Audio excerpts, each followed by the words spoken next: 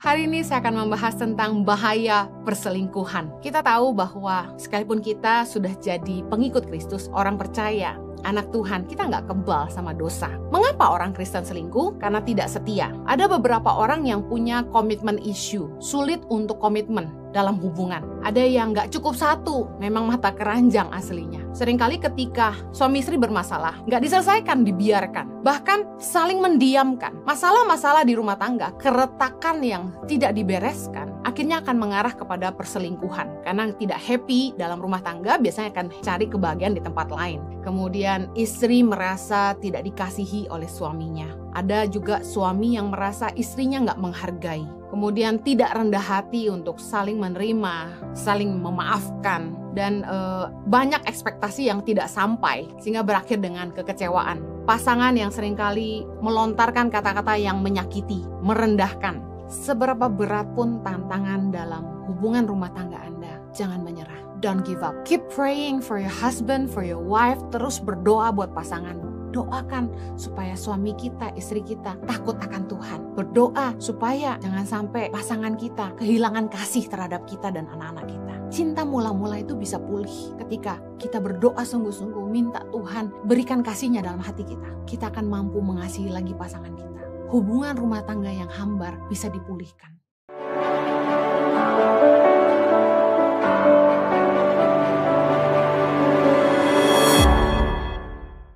Hari ini saya akan membahas tentang bahaya perselingkuhan. Mari kita lihat dalam 1 Korintus 7 ayat yang pertama. Dan sekarang tentang hal-hal yang kamu tuliskan kepadaku adalah baik bagi laki-laki kalau ia tidak kawin. Tetapi mengingat bahaya percabulan, baiklah setiap laki-laki mempunyai istrinya sendiri dan setiap perempuan mempunyai suaminya sendiri. Hendaklah suami memenuhi kewajibannya terhadap istrinya, demikian pula istri terhadap suaminya. Istri tidak berkuasa atas tubuhnya sendiri, tetapi suaminya. Demikian pula suami tidak berkuasa atas tubuhnya sendiri, tetapi istrinya.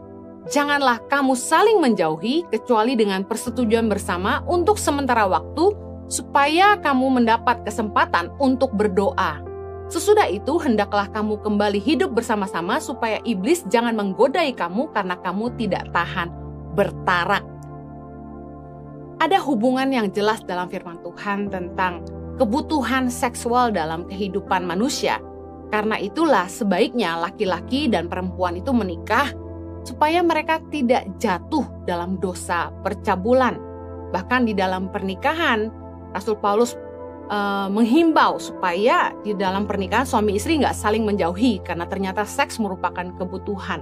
Dan ketika kebutuhan itu tidak terpenuhi, iblis dapat menggodai kita.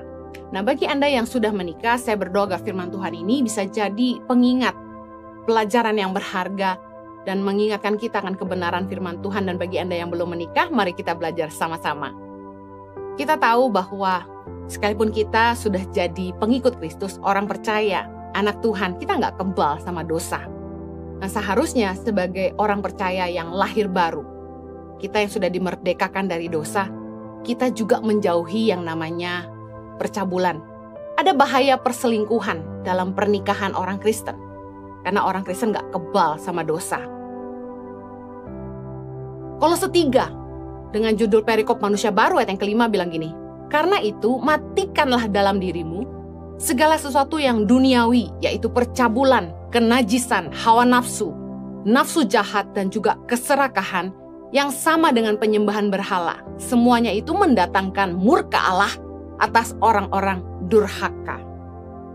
Kalau kita memutuskan untuk ikut Yesus, kita mulai hidup baru, jadi manusia yang baru. Kita harus meninggalkan cara-cara hidup kita yang lama, pemikiran yang lama. Kalau orang yang gak ngerti kebenaran, pernikahan itu bukanlah menjadi sesuatu yang sakral untuk dijaga, tapi bagi orang percaya harusnya kita ngerti ada batasan-batasan yang harus kita jaga supaya jangan sampai kita jatuh dalam dosa. Kita harus mematikan diri kita dari segala sesuatu yang duniawi, salah satunya percabulan. Kita harus akui bahwa banyak sekali orang Kristen yang selingkuh. Mengapa orang Kristen selingkuh? Saya ingin bagikan salah satu penyebab perselingkuhan. Yang pertama, karena tidak setia. Ada beberapa orang yang punya komitmen issue, sulit untuk komitmen dalam hubungan. Punya bawaan memang gak setia, kelihatan dari sejak dating, dari pacaran pun sudah gak setia. Dan di dalam pernikahan biasanya sama. Kami menemukan di banyak pernikahan Kristen, orang-orang konseling kepada kami, banyak sekali yang suaminya selingkuh, istrinya selingkuh. Ada yang gak cukup satu, memang mata keranjang aslinya. Kemudian salah satu penyebab perselingkuhan yang kedua, pembiaran dalam keretakan rumah tangga. Seringkali ketika suami istri bermasalah, gak diselesaikan, dibiarkan. Bahkan saling mendiamkan. Masalah-masalah di rumah tangga, keretakan yang tidak dibereskan, akhirnya akan mengarah kepada perselingkuhan. Karena tidak happy dalam rumah tangga, biasanya akan cari kebahagiaan di tempat lain. Kemudian salah satu penyebab perselingkuhan adalah kekecewaan yang terpendam. Efesus 4 ayat 26 bilang gini, apabila kamu menjadi marah, janganlah kamu berbuat dosa. Janganlah matahari terbenam sebelum padam amarahmu. Dan janganlah beri kesempatan kepada iblis. Amarah yang dipendam akan menjadi kesempatan buat iblis masuk dalam hidup kita, merusak rumah tangga kita. Karena itulah kita tidak boleh simpan kemarahan, termasuk kekecewaan. Beberapa hubungan yang sebenarnya membuat kita tidak bahagia dalam rumah tangga, kita kecewa sama pasangan kita, tapi kita pendam. Pembiaran dan kekecewaan yang terpendam akhirnya membuat keintiman hilang dan kemudian menjadi akar perselingkuhan. Banyak rumah tangga yang gak bahagia, lalu mereka membiarkan dan akhirnya berakhir dengan perselingkuhan, dan kita bisa tebak akhirnya perceraian. Apa yang seringkali menjadi kekecewaan dalam rumah tangga? Contoh yang pertama, istri tidak dinafkahi, suami tidak tanggung jawab. Kerap kali banyak perempuan yang konseling ke saya, suaminya nggak tanggung jawab. Istri-istri harus kerja menafkahi diri mereka sendiri, bahkan menafkahi anak-anak mereka. Kemudian istri merasa tidak dikasihi oleh suaminya. Ada juga suami yang merasa istrinya nggak menghargai. Kekecewaan yang ada dipendam karena nggak bisa dikatakan. Karena setiap kali disampaikan jadinya bertengkar. Nah, biasanya untuk menghindari konflik, pasangan memilih untuk mendiamkan dan membiarkan, tapi mereka memendam kekecewaan. Kecewa lagi soal prioritas yang salah. Beberapa pasangan mengeluh ke saya, oh suaminya uangnya habis buat keluarga besarnya, buat orang tua, buat kakak adiknya, sementara untuk rumah tangga mereka sendiri, suami pelit, istri harus kerja. Kemudian ada juga istri yang lebih mementingkan kebutuhan keluarga besarnya dan tidak mempedulikan keluarga intinya. Banyak pasangan yang merasa tidak diprioritaskan, menjadi nggak penting bagi pasangannya. Kemudian penyebab kekecewaan yang lain adalah ketiadaan komunikasi, konflik yang nggak diselesaikan, akhirnya saling mendiamkan. Kekecewaan yang lain, hilangnya nilai penghargaan dalam rumah tangga, saling tidak merasa dihargai dan saling tidak menghargai. Kemudian tidak rendah hati untuk saling menerima, saling memaafkan, dan banyak ekspektasi yang tidak sampai, sehingga berakhir dengan kekecewaan. Pasangan yang seringkali melontarkan kata-kata yang menyakiti, merendahkan. Kemudian ketidakpuasan dalam hubungan seks, tapi tidak bisa dikomunikasikan. Kekecewaan yang lain, tertekan, tidak nyaman dalam perlakuan dalam hubungan seks dengan pasangan. Banyak sekali kekecewaan-kekecewaan yang kemudian timbul dalam pernikahan, yang akhirnya akibat dari kekecewaan ini, hilang kemesraan atau keintiman, mulai membangun jarak, tembok di dalam hubungan rumah tangga. Suami istri mulai pisah kamar, pisah ranjang, ibu tidur dengan anak, suami tidur sendiri, tidak bicara sekian tahun, suami sarapan gak pernah disiapin, gak pernah diurusin, suami pulang gak pulang, udah gak dipeduliin. Bahkan ada yang mulai tinggal terpisah, bukan hanya pisah ranjang tapi pisah rumah. Akibat dari kekecewaan tentu berakibat ketika keintiman hilang, komunikasi juga berhenti. Bicara sepentingnya, bicara secukupnya, kalau nggak ada urusan yang penting nggak ngomong. biasanya hanya seputar urusan anak saja. Kemudian yang lebih parah, mulai mencari pelarian. Biasanya orang ketiga itu selalu kelihatan lebih baik daripada pasangan kita. Karena kelihatan baik-baiknya aja. Kemudian karena kekecewaan yang ada, suami istri mulai mengalihkan fokus. Sibuk ngurusin yang lain. Mulai mengalihkan prioritas supaya sibuk di luar dan tidak bertengkar di rumah. Ketidakharmonisan dalam rumah tangga yang panjang pasti akan berujung kepada perselingkuhan dan perceraian. Ada perselingkuhan yang tidak langsung. Perzinahan terjadi di dalam hati. Ada orang-orang yang untuk membangkitkan gairah menonton film porno. Matius 5 ayat 28 Yesus berkata, "Tetapi aku berkata kepadamu, setiap orang yang memandang perempuan serta menginginkannya sudah berzinah dengan dia di dalam hatinya."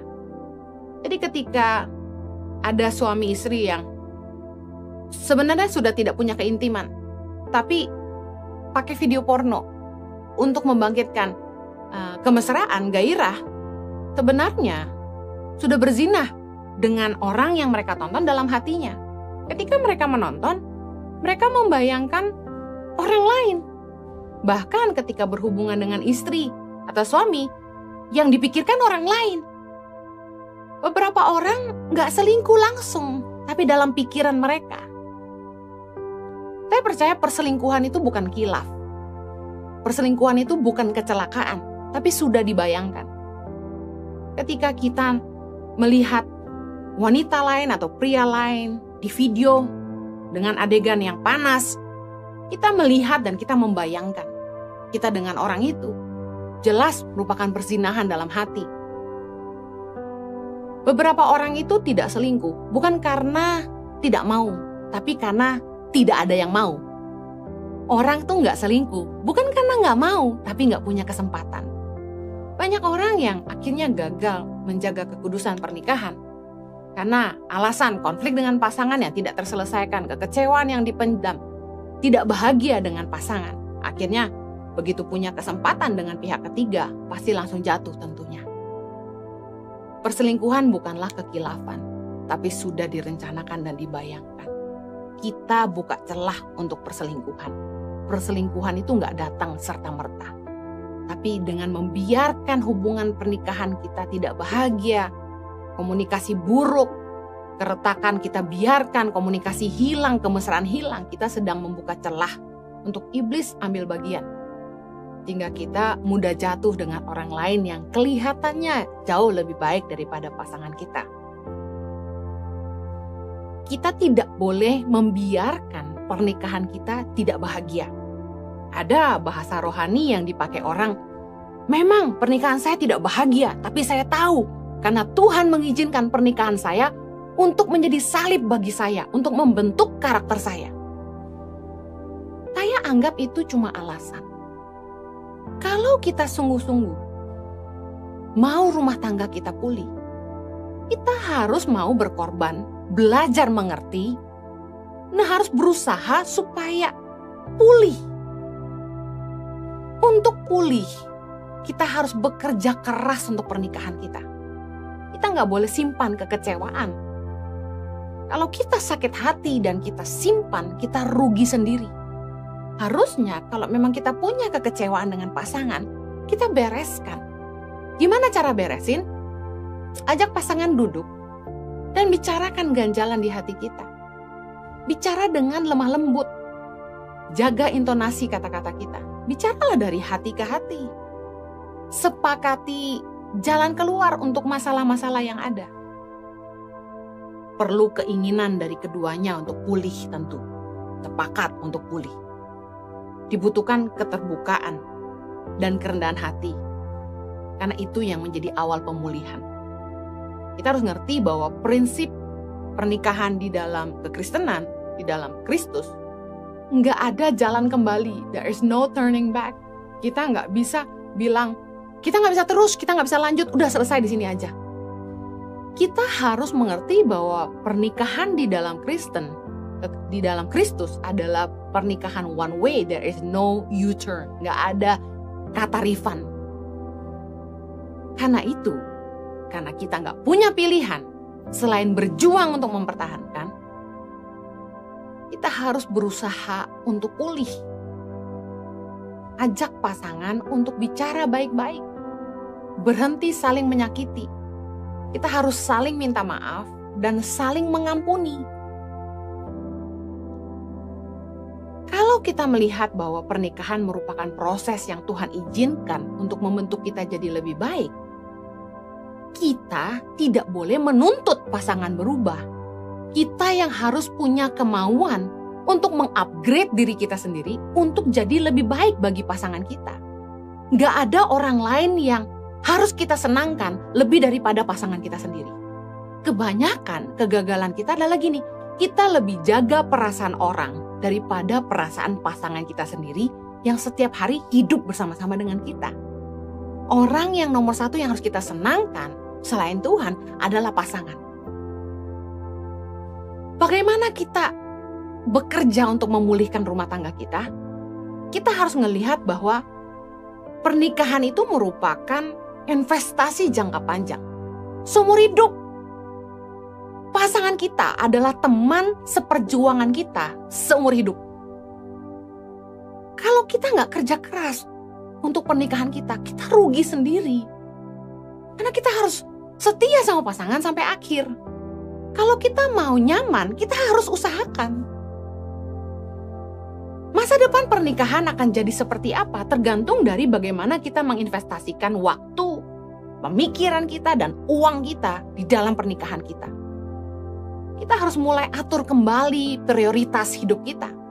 Tuhan nomor satu, yang kedua pasangan kita, lalu anak-anak kita, baru keluarga besar, baru teman-teman, baru orang-orang di sekitar kita, komunitas, kota, dan bangsa. Kalau rumah tangga aja nggak pulih, gimana kita mau memulihkan orang lain? Karena pelayanan itu dimulai dari rumah. Dimulai dari hubungan terkecil, yaitu institusi rumah tangga kita, suami istri.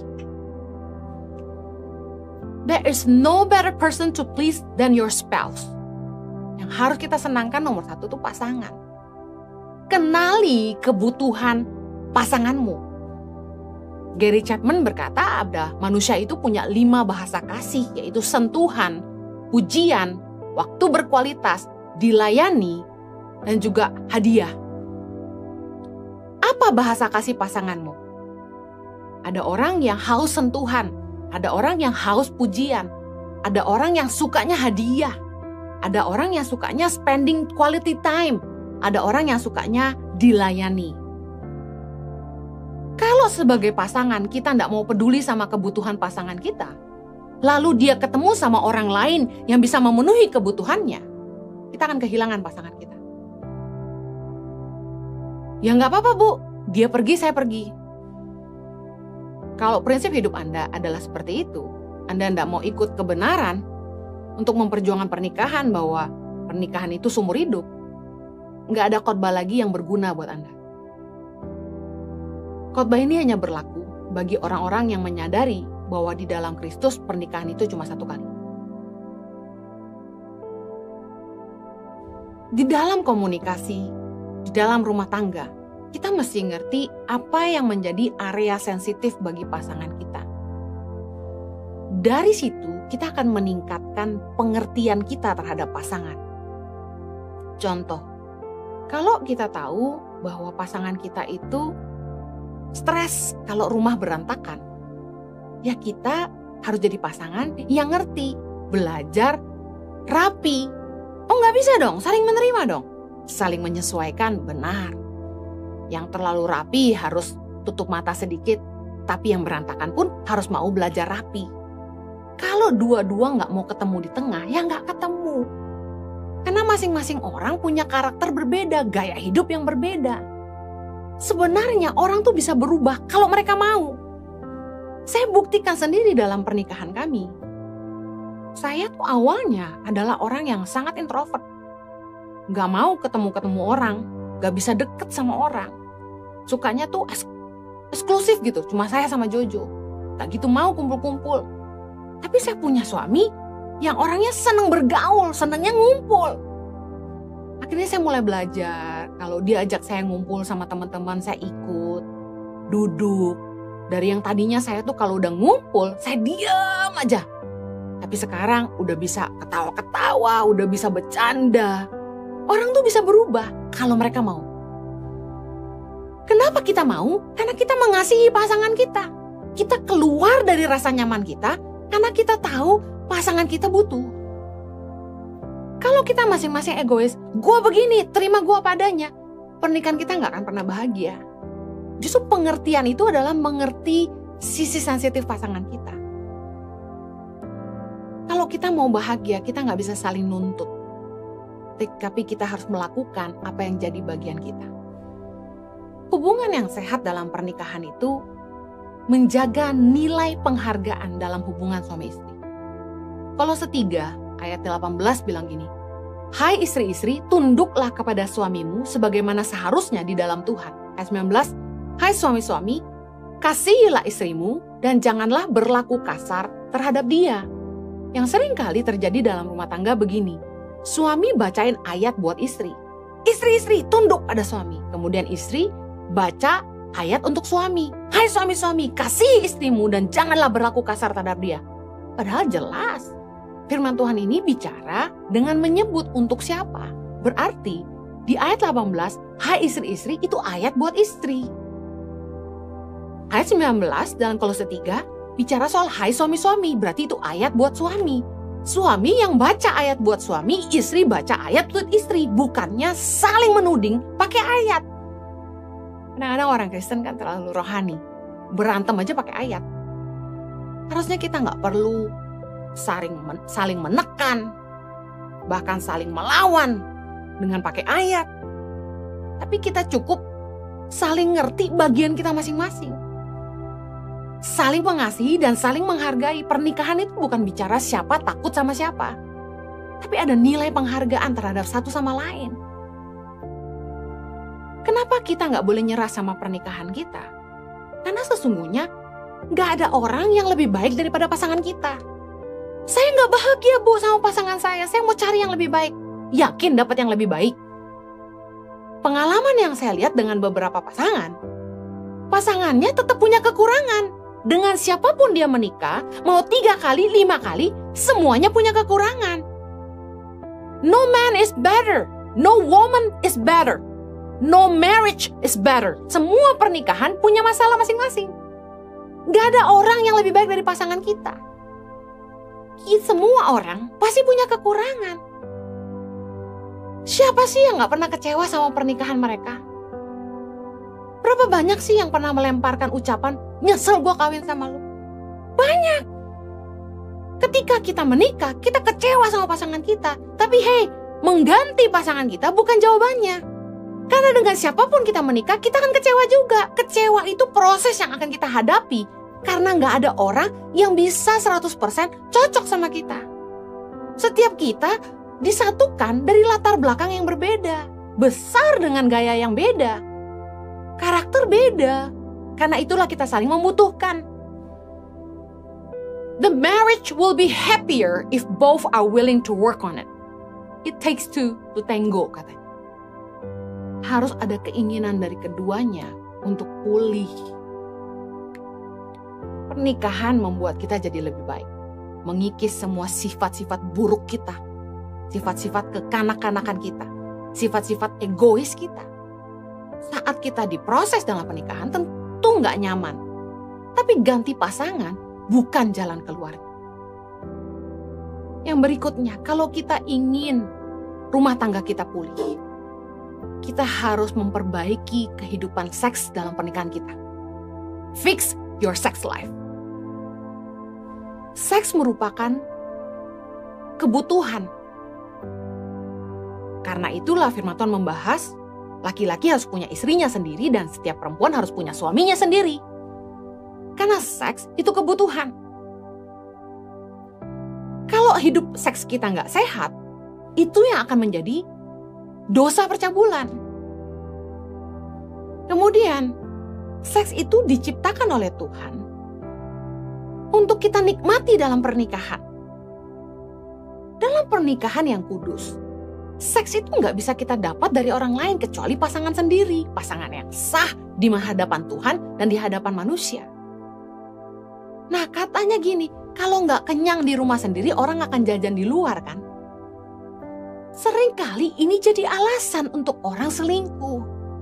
Ya istri gue gak mau, ya gue cari tempat lain lah. Suami saya gak ngerti saya, ya saya dapat kebahagiaan dari pria lain. Itu cuma alasan. Harusnya kita berjuang memperbaiki pernikahan kita. Salah satunya kehidupan seksual.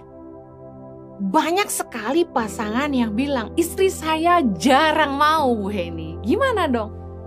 Minggu depan saya akan melanjutkan khotbah ini dengan judul Seks dalam Pernikahan Kristen.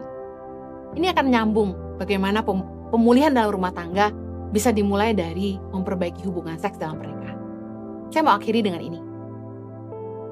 Seberapa berat pun tantangan dalam hubungan rumah tangga Anda, jangan menyerah. Don't give up. Keep praying for your husband, for your wife. Terus berdoa buat pasanganmu. Amsal 21 ayat 1 bilang ini. Hati raja seperti batang air di dalam tangan Tuhan, dialirkannya kemana ia ingini. Doain hati pasangan kita. Hati suamiku seperti batang air di dalam tangan Tuhan, dialirkannya kemana ia ingini. Doakan supaya suami kita, istri kita takut akan Tuhan. Berdoa supaya jangan sampai pasangan kita kehilangan kasih terhadap kita dan anak-anak kita. Cinta mula-mula itu bisa pulih ketika kita berdoa sungguh-sungguh, minta Tuhan berikan kasih-Nya dalam hati kita. Kita akan mampu mengasihi lagi pasangan kita.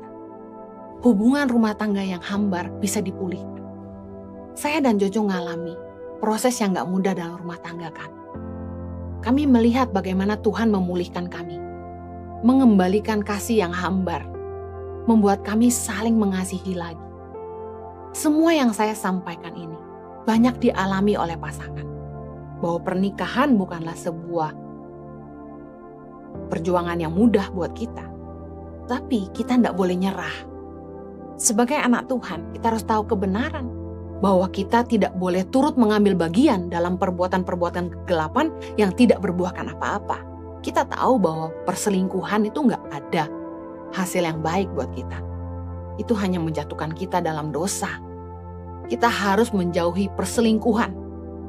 Karena saya percaya, selama kita bisa melihat bahwa pernikahan kita itu harus menjadi satu kali seumur hidup, kita akan terus berjuang. Perceraian bukan jalan keluar. Bagaimana kita memulihkan pernikahan kita sangatlah penting. Mari jauhi perselingkuhan, hidup kuduslah di dalam Tuhan. Tuhan berkati, mari kita berdoa. Bapa di sorga, tolong kami. Pulihkan setiap pernikahan anak-anak-Mu Tuhan. Saya percaya bahwa proses dalam pernikahan hanya membuat kami jadi orang yang lebih baik. Membuat kami jadi pribadi yang lebih berkenan kepada Tuhan. Curahkan kasih-Mu dalam hati kami. Supaya kami mampu mengasihi dan mengampuni pasangan kami. Tuhan berkati. Tolong setiap anak-anak-Mu supaya mereka mau sungguh-sungguh berubah untuk pasangannya. Mau jadi pribadi yang lebih baik untuk istri, untuk suami, dan anak-anak. Pulihkan Tuhan. Supaya jangan lagi orang Kristen selingkuh, dan jangan lagi pernikahan Kristen berakhir dengan perceraian.